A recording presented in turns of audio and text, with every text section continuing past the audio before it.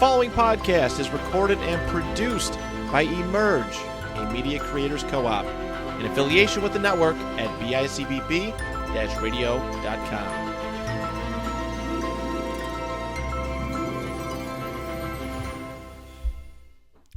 Hi everyone, and welcome to another episode of the Mom and Daughter Disney Dreamers podcast. I'm Isabel. And I'm Nicole, Isabel's mom. And today we have a very special episode. Yes.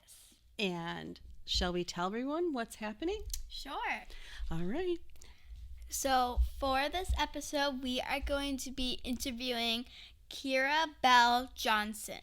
She is portraying Belle for Disney's Beauty and the Beast musical, which is currently on tour. We're super excited. She's going to be joining us in just a couple of minutes. Yeah, I'm super excited because I've loved Beauty and the Beast Belle since I was a little kid. So to be interviewing someone who is playing Belle, that's super exciting for me. Yeah, this is very thrilling for us. This is just our 11th episode as well. So yes. We are super excited to be talking with Kyra Belle Johnson, and let's tell our listeners a little bit about her. Sure. Kyra is honored to bring this magical story back to the stage. She previously toured as Sophie in the national tour of Mamma Mia. TV and film credits include Damned If You Do, Role Play, and FBI. She is a proud graduate of Texas State's BFA musical theater program.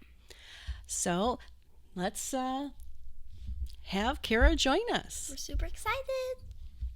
Well, Kyra, thank you so much for joining us today. We really appreciate all the time that you're giving us and taking your time away from your busy schedule, because we know that you're about to get on stage. Hello, good to be here. Thanks for having me. So we just want to go back in time a little bit and talk about some of the inspiration for the Disney's Beauty and the Beast musical. We saw on your Instagram how you traveled overseas to see some of the places that inspired the animated feature film of Beauty and the Beast. And we were hoping that you could tell us a little bit more about that once-in-a-lifetime experience. Oh my gosh. Well, it was actually my mom's idea. So it was like a mother-daughter trip, and my sister joined for a chunk of it, and then my brother happened to be over there, so he hopped on for a day. So it ended up being just like a little family reunion out in France. But it was so fun, and grateful to have had the time and the opportunity to do it before rehearsals started. We went in March, and we started in Paris and just had like a nice time hanging out in Paris, and then headed up to the region of Alsace, which is where those pictures of me in the village, that is where the original animators for the animated feature film went and took inspiration to create the village, Belle's Village. And it was so crazy to be there because it really felt like I was in a set or like Universal Studios, and it felt like just fake or like fake walls, but then somebody would walk out of their front door or go into their apartment from the store and pop out of their window on the second floor and just brought the village to life. It was so cool. Oh, the photos looked amazing. Yeah. Full and bright too. Right. Yeah. That was just part of I guess the region changed hands from like German to French over hundreds of years and kind of back to the medieval times. And so some of that is a very Germanic influence in terms of the buildings and the colors, but the French people own it now. So it's quite rich in history, that area. Wonderful. Did you feel at home there? At home there? I think maybe not at home there, but it was surprisingly informative. In terms of, it feeling like a village that people really lived in. It's not fake. It's not a set. It's not in an animated movie. It was a real place and a real community. So I have a question. Who is your favorite character from the Beauty and the Beast, and why? That's a great question. Who is my favorite character and why? I would say I would say Lumiere tickles me. He's such a showman, but he really does have the depth and the heart, and he's so caring. But he has so much fun, and he brings so much light, no pun intended, to the castle. And I love our Lumiere.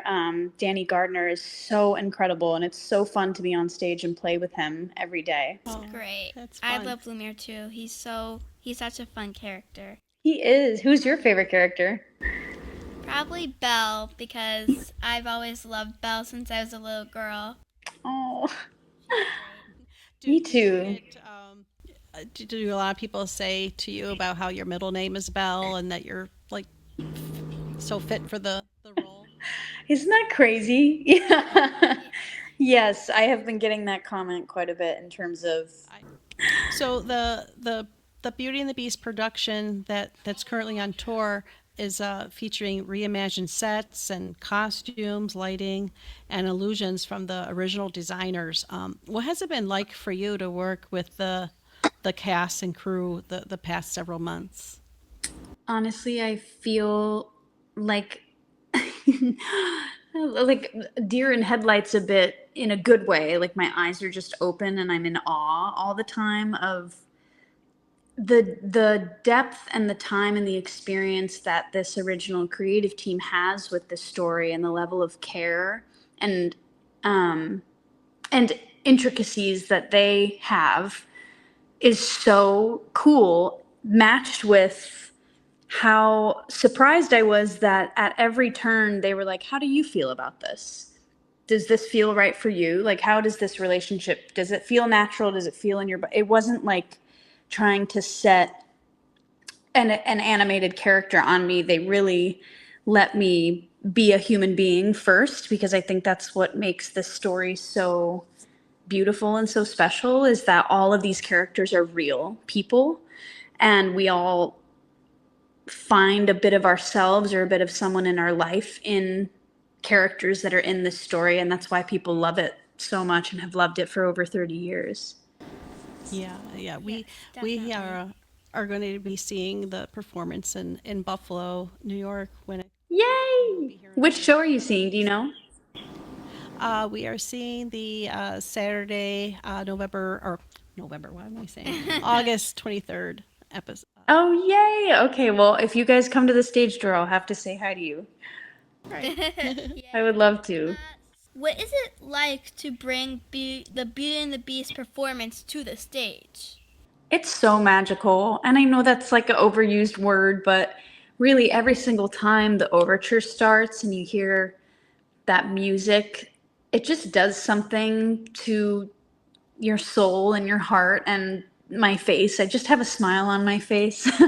um, and that flute in the beginning when the curtain comes up and you see Belle for the first time, and it's in the film too, that opening when you see the village finally. It just evokes, it's very it makes you feel like you're about to embark on an adventure. And that is how it feels every single time the show starts.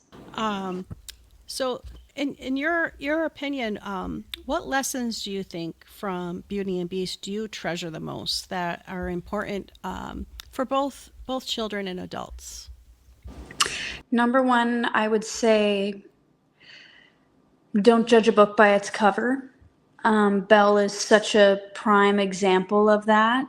She can see through the hurt of this person who is the beast, and shows him grace and shows him forgiveness and kindness. And that is something that I think everyone, including myself, sometimes I need to remind myself that hurt people, and hurting them back doesn't help. So bringing kindness and forgiveness to your life and every situation is just the best way to go. Yes, very important. Definitely. You have a lighter question, right? Yeah, so what is your favorite costume that you wear during the Beauty and the Beast musical? Oh, I mean, it's gonna have to be the gold dress. It has to be the yellow dress. It's so elegant and grand, and it fills the space of the moment that is happening in the show. Meaning there's so much that is built to this moment, and then this gown just holds.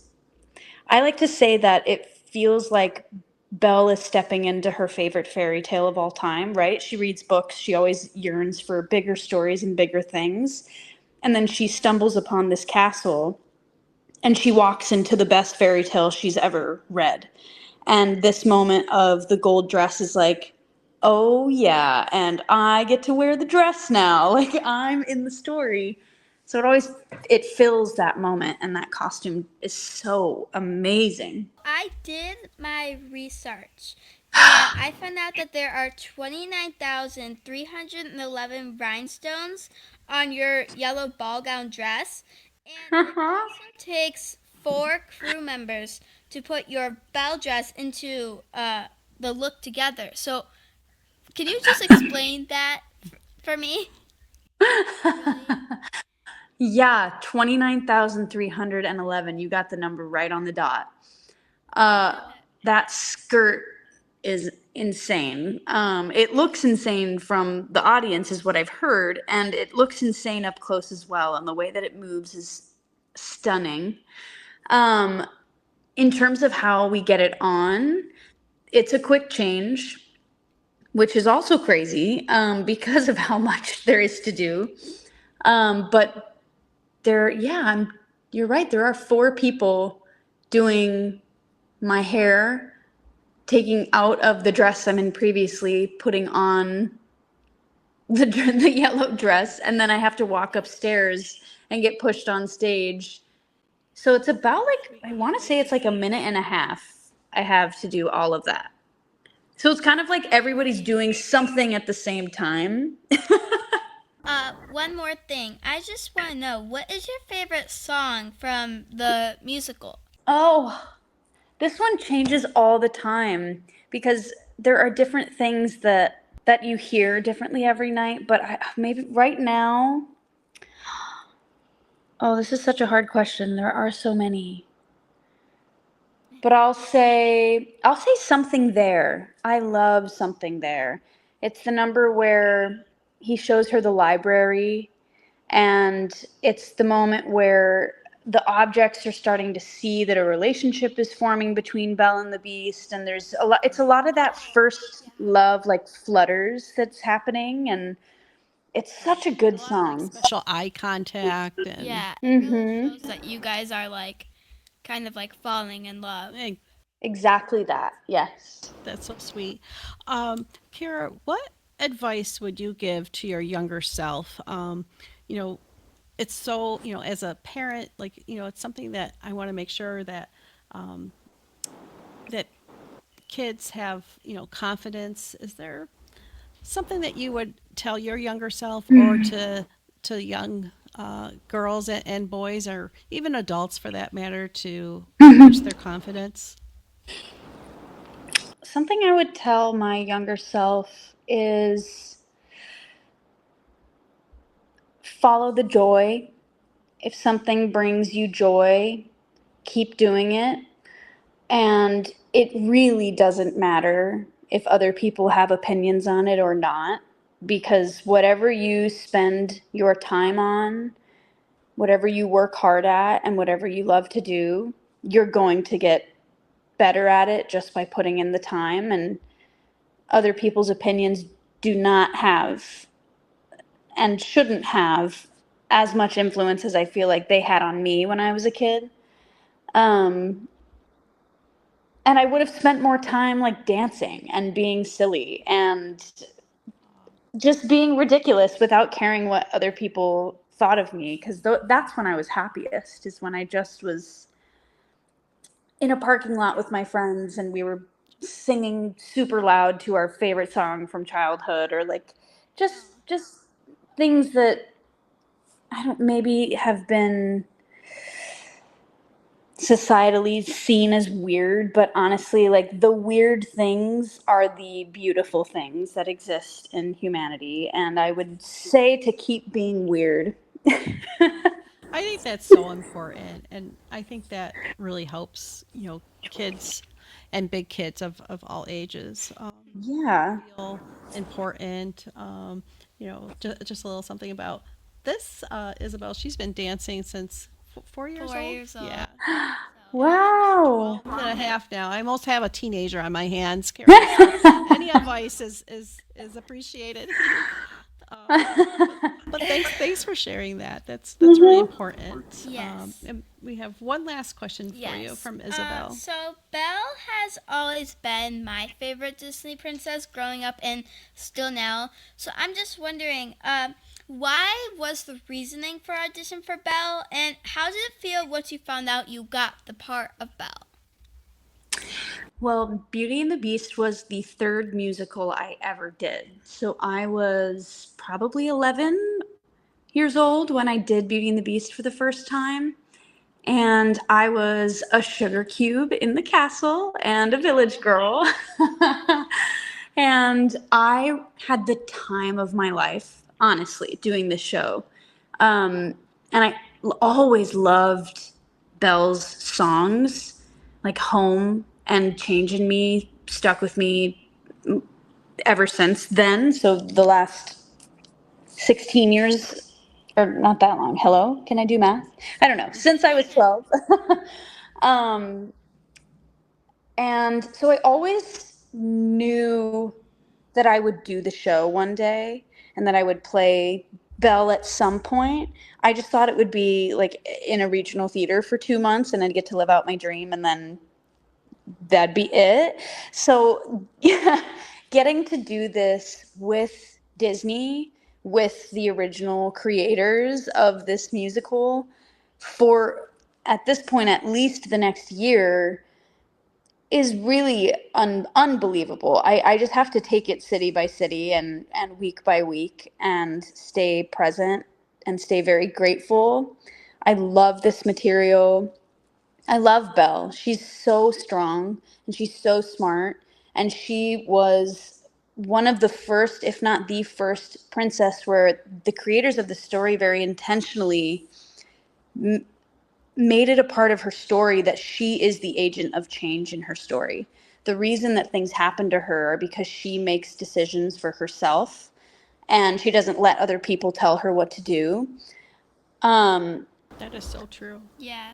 yeah, and she is like weirdly one of the first not blue-eyed princesses, and like she had brown eyes, and she is the protagonist and the heroine in her story.